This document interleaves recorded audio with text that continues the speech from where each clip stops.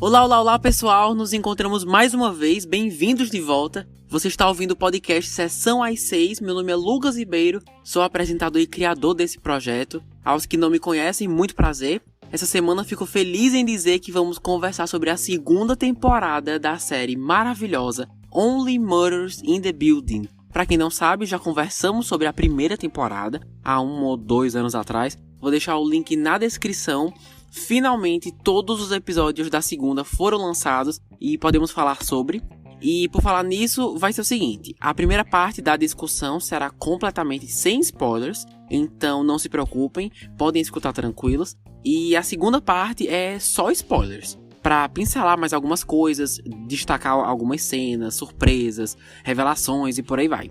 Acho que deu para entender, então damos início, claro, à parte 1, espero muito que gostem. Bora lá!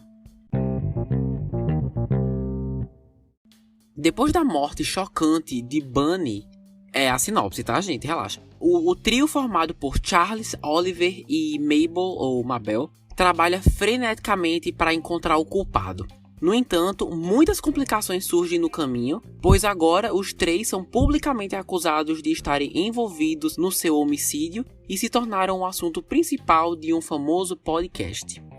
Bom, o projeto é criado por Steve Martin e John Hoffman, e vale lembrar que os 3 protagonistas, Steve Martin, Selena Gomez e Martin Short, também são alguns dos produtores executivos por trás das câmeras. E a série já se encontra disponível no Star Plus. Beleza, acho que já tá bem claro que eu amei essa série, né? A primeira temporada você começa vendo como que não quer nada, e é a coisa mais fácil do mundo de maratonar. História que prende, ótima edição, bons flashbacks, tudo feito de uma forma que fica bem dinâmico, então eles podem ir pra frente ou pra trás na história, que do jeito que fizeram funciona, no formato que fizeram funciona, e dava pra acompanhar tudo, né? Um dos pontos mais altos que esse formato trouxe foi o fato da audiência ficar sempre no mesmo ritmo que os protagonistas, tentando resolver o mistério e quererem fazer as peças se encaixarem tanto quanto eles. O mistério nunca chegava a ser confuso demais ao ponto de me perder, o que é super importante, ainda mais para esse gênero, e ainda trouxe um final com um gancho super interessante. Mas isso é na primeira temporada. E essa segunda, será que consegue manter esse padrão de qualidade? Cara, a resposta é sim. Seguindo pro roteiro, quem já acompanha a série há um tempo sabe que algo muito bacana que a história faz, não só porque é interessante, mas para expandir o seu público mesmo, é brincar com o tempo. Se passa nos dias atuais e os protagonistas se conhecem por meio de um interesse em comum, né? Um podcast criminal, podcast em si, que é uma coisa que tá muito em alta, né? E inspirados nesse hobby, decidem criar eles mesmos para tentar resolver o assassinato de Tim Connor. Mas, ao mesmo tempo, por se passar num prédio com uma certa arquitetura um pouco antiga, com as casas dos personagens tendo um certo formato, decoração, os corredores também, elevadores, acaba dando um contraste bem massa. Então, por ter bastante o tema podcast como centro da história, acaba sendo bem sofisticado, principalmente por causa disso, sabe? Pelo modo como o clássico gênero mistério de assassinato é moldado para se encaixar nesse plot. Dessa vez, a série permanece bem sofisticada, não por causa disso, mas sim por comentários sociais bem breves, mas eficientes e que estão lá. Tô falando, por exemplo, de como é difícil um ator ou uma atriz se manter relevante no show business, né? Na medida que vai envelhecendo, independente do seu sucesso. E isso me pegou de surpresa e já discutimos um pouco disso em episódios anteriores. Então rever esse assunto e feito e executado de uma forma bem legal foi uma surpresa boa. É uma crítica construtiva bem interessante. Outra coisa também é a necessidade de alguns artistas. Aí fica aí no ar se para você é artista plástico ou cinéfilo, ou então, enfim, artista no geral. A necessidade de alguns deles apelarem para o sensacionalismo para se manterem relevantes por meio da exposição de traumas das pessoas ou então de fake news. E o mais interessante é que vemos isso de duas pessoas, de duas personagens bem diferentes, em situações diferentes, o que é bem legal. Então, esses temas me chamaram bastante atenção, são super atuais, o que ajuda a narrativa a se manter naquele formato que brinca com o tempo, né, como eu falei agora. Mas, além da arquitetura do prédio, o roteiro encontra maneiras bem diferentes de usar as instalações. O que é criativo, poderiam ter feito até mais com isso, mas essa não é a única coisa que dá um ar vintage. Os figurinos, além de coloridos e vibrantes, quase sempre, sejam dos principais ou dos figurantes, são peças transitando entre antigas e atemporais, com estampas, designs, que você olha eles usando e poderia facilmente imaginar sendo usada também nos anos 80 ou 90, sabe? Isso é legal e é um fator bem importante que ajuda a dar essa noção de contraste cronológico. Outra coisa também é a abertura. Continua aquela animação super fofa, mostrando os inquilinos, bem vibes Coraline, eu amo, nota 10. Então isso também traz uma atmosfera legal no começo de cada episódio. Agora, sobre o mistério, em comparação com o anterior, é igualmente intrigante, porém nitidamente melhor elaborado. Isso é bom? Sim, mas eu teria dosado só um pouquinho o timing de algumas revelações, porque os primeiros episódios têm muitas pistas aleatórias que viram um beco sem saída porque os roteiristas só querem revelar mais no final. Então, acontece bastante deles apresentarem várias pistas sem pé nem cabeça, te deixam super intrigado, eles pegam de jeito a sua atenção só com isso, nos dão uma informação no máximo sobre e deixam a vida seguir e fica por isso mesmo até os últimos episódios. Fazer isso deixou bem mais complicado, pelo menos pra mim, de tentar acompanhar os palpites dos personagens, por exemplo. Quem pra eles é um suspeito e por quê? O que, como eu falei antes, até então era um aspecto super interessante que eu adorava da série, de fazer parte da história junto com eles. Como eu falei, na primeira temporada foi super tranquilo, aqui nem tanto. O que também me deu a forte sensação de que a série estava se estendendo muito. Mesmo tendo 10 episódios, que nem antes, a impressão era que as coisas estavam demorando um pouco para avançar. E se tivesse 8 episódios, não ia fazer tanta diferença, entende? Se uma parte da história, o equivalente a 2 episódios, fosse cortado. Então também teve isso. Mas a conclusão, o desfecho é tão bom que no final das contas tanto faz, sabe? Porque isso vale super a pena. Certo, agora sobre o elenco, apesar de termos vários destaques aqui e ali, os donos de Only Murders in the Building continuam sendo o trio maravilhoso. Tô falando de Steve Martin, Selena Gomez e Martin Short, que retornam interpretando respectivamente Charles, Mabel ou Mabel e Oliver. A dinâmica dos três sustenta facilmente essa série. Toda vez que chegava uma cena ou cenas mais lentas, enrolando um pouco até avançar a história, o fato de pelo menos um dos três estar em cena já elevava bastante. As conversas, as dinâmicas entre eles, as piadas, é o esqueleto da série pra mim. E o fato deles encararem crimes relativamente complexos, a mistura desses dois tons é muito divertido. E cada um consegue ter, nem que seja um pouco, cada personagem, um arco pessoal abordando algum aspecto de sua vida que não havíamos visto antes, o que é bem legal. Steve Martin é um fofo, seu personagem mais ainda. Suas interações com o Martin Short são super caóticas, engraçadas, debochadas, mas sempre mantendo a amizade, né? E fica bem claro isso assistindo. Selena Gomez, maravilhosa também, contribui bastante. Adoro que sua personagem é a mais focada dos três. Várias vezes os dois se perdem na própria linha de raciocínio, só conversando mesmo. E ela precisa ser a que mantém o foco e determinação no que tem que ser feito. Tanto intelectualmente quanto fisicamente, porque ela já deu a entender várias vezes, desde a temporada passada, que se precisar brigar, ela vai brigar. O que é uma boa adição pro grupo, continua sendo, né? A única coisa que esperava um pouco mais era o seu figurino. É besteira isso, mas até então as roupas que mais me chamavam a atenção eram as dela. Inclusive, eu acho que eu comentei isso no podcast da primeira temporada. Sempre tem algum toque que dava algum charme pra personagem, seja algum acessório ou então alguma coisa visualmente mesmo, alguma cor impactante, que fazia uma diferença, que dava um charme pra personagem. E aqui eu achei bem ok, eu não sei o que aconteceu. Na temporada passada era mais impressionante, então dessa vez eu esperava um pouco mais, mas de atuação mesmo, todos estão excelentes.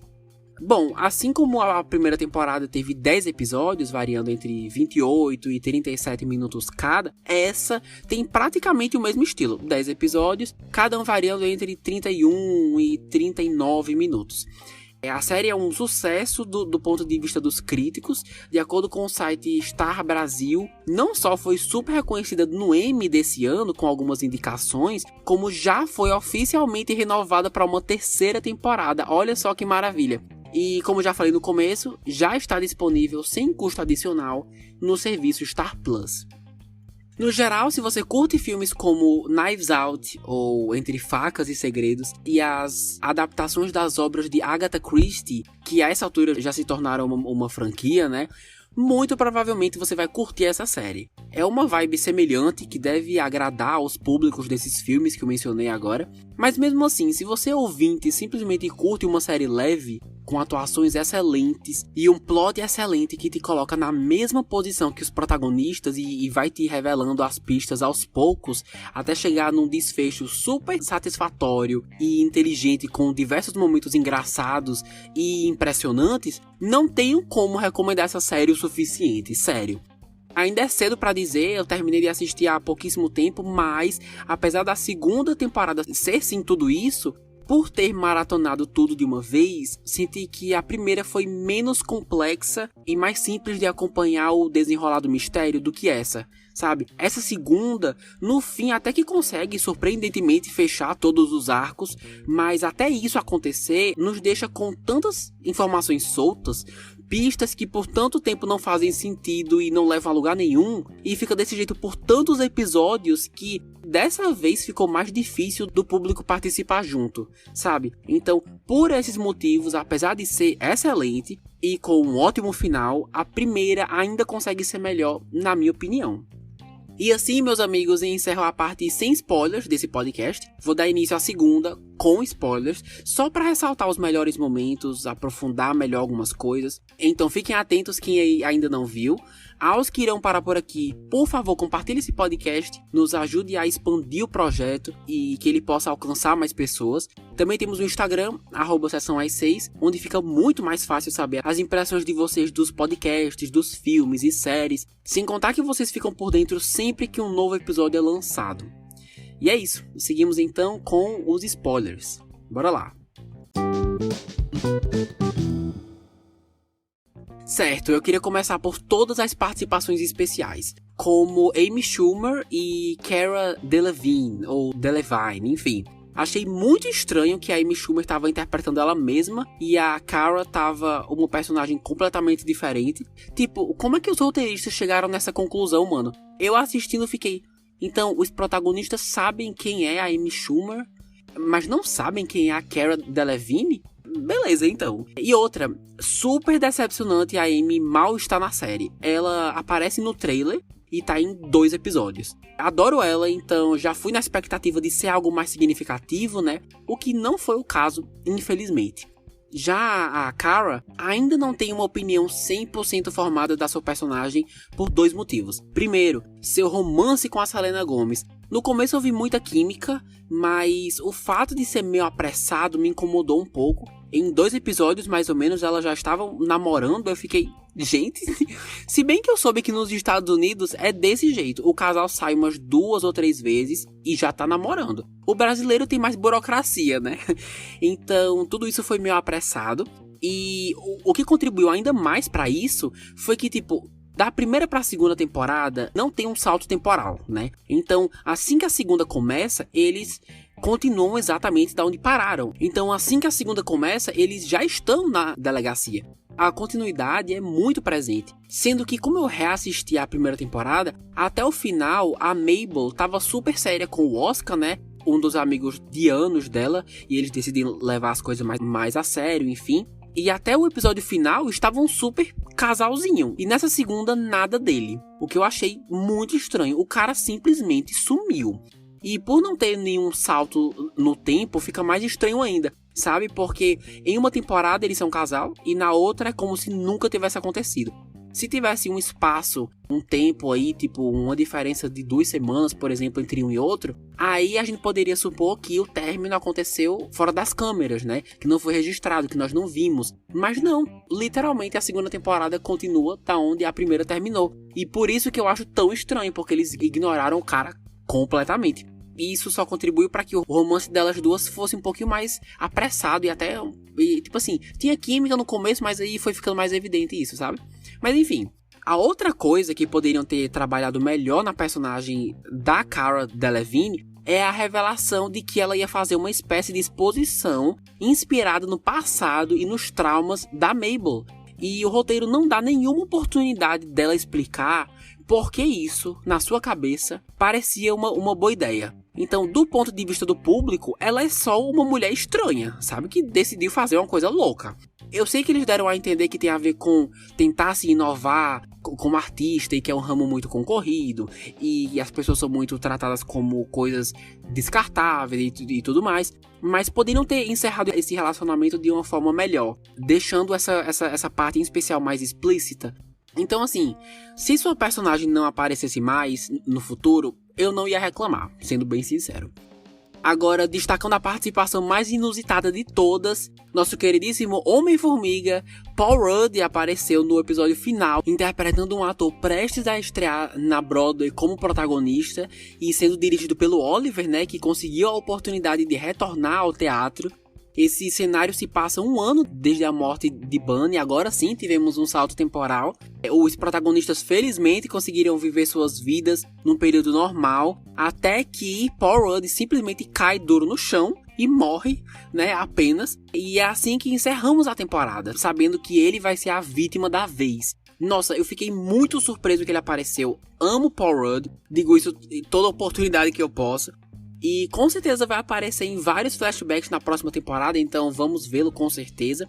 Tem tudo pra ser ótimo, eu tô animado. Seguindo aqui para alguns comentários soltos sobre o último episódio mesmo. Gente, eu bolei de rir com todo mundo andando em câmera lenta em direção à personagem da Tina Fey e ela tendo um troço sem entender nada. Meu Deus, eu ri muito. E quando o Charles começou a cortar um tomate do nada, espremendo como se fosse o método mais doloroso de tortura que já foi inventado, e ela toda nervosa, com medo mesmo. Ai, aquilo foi ouro, assim, muito bom mesmo. Mas o choque do episódio foram os rápidos acontecimentos pra mim. Charles sendo esfaqueado, eu quase morro do coração, inclusive. Eles incriminando a Tina Fey, aí depois incriminando a personagem da Cara Delevingne, quando na verdade era tudo um complô coletivo para enganar a Pop, né, que é a verdadeira assassina, a assistente da personagem da Tina Fey. Nossa, aquilo foi uma viagem, uma montanha-russa louca de emoções, literalmente, em que eu ficava variando entre não tá entendendo mais nada e depois voltar a entender, porque logo em seguida alguém sempre explicava o que tava rolando, então eu ficava nessa, sabe, indo e voltando. Nossa, mas assim, foi super caótico, no geral eu adorei. E que a Pop, na verdade, é a menina que foi dada como morta no podcast do Oklahoma lá, desde o primeiro episódio. Nossa, muito bom. Ei, mas sabe o que esse caso me lembrou? Eu não vou dizer com detalhes, porque faz tempo que eu vi, mas essa coisa da pessoa que tá cobrindo acidentes, né, de maneira jornalística, aqui no caso dessa série para um podcast, na verdade, ser justamente a pessoa que tá causando esses crimes. Isso aconteceu no Brasil, né? Me corrijam se eu estiver errado, mas não tem uma série documental na Netflix de um ex-apresentador, eu não vou lembrar onde foi, talvez no Amazonas, eu não vou lembrar, mas enfim, um cara super popular, anos atrás, por cobrir de uma forma sensacionalista crimes, imediatamente depois que eles aconteciam, sabe? E depois foi acusado de ter sido responsável por alguns para gerar audiência. Não vou lembrar o nome, mas, gente, a reviravolta, o grande plot twist dessa série de mistério ficcional aconteceu de verdade aqui no Brasil. Não é doido isso? Quando eu percebi as semelhanças, eu pensei, não, tenho que trazer pro podcast, com toda certeza. Vai que algum de vocês percebeu isso também. Já viram essa série documental? Eu nunca cheguei a terminar, mas quem terminou disse que é super boa, que vale a pena. Seria melhor ainda se eu conseguisse lembrar o nome, né? Mas vou ficar devendo pra vocês. Podem me cobrar lá no Instagram, mas não tô lembrando mesmo. Enfim. Então, pessoal, no geralzão era isso que eu tinha pra dizer. Queria passar mais tempo aqui falando, mas infelizmente não tenho como. Mas espero que tenham curtido. Se sim, comenta lá no Instagram, @sessãoas6. Se não, manda mensagem lá também. Vocês também foram pegos de surpresa com a revelação da assassina. E estão animados agora que sabemos que a vítima da terceira temporada é ninguém mais, ninguém menos que Paul Rudd. Eu tô com toda certeza. O único problema é que eu tenho quase certeza que daqui pra sair a nova temporada eu vou ter esquecido quase tudo que rolou nessa. Ainda mais o último episódio sendo tão caótico como foi, né? Mas enfim, comenta lá que eu amo ver suas impressões. Como eu falei antes, por favor, se puder, compartilhe esse podcast, não só para tornar esse projeto conhecido por mais e mais pessoas, o que me ajuda demais, mas também para que mais pessoas saibam que essa série é incrível, que essa série é maravilhosa e está disponível aqui no Brasil. Queria que mais pessoas conhecessem, sério. Então assim, dito isso, vou ficando por aqui. Um grande beijo, obrigado aos que escutaram até esse momento. E nos encontramos, eu espero, na próxima semana. Até mais.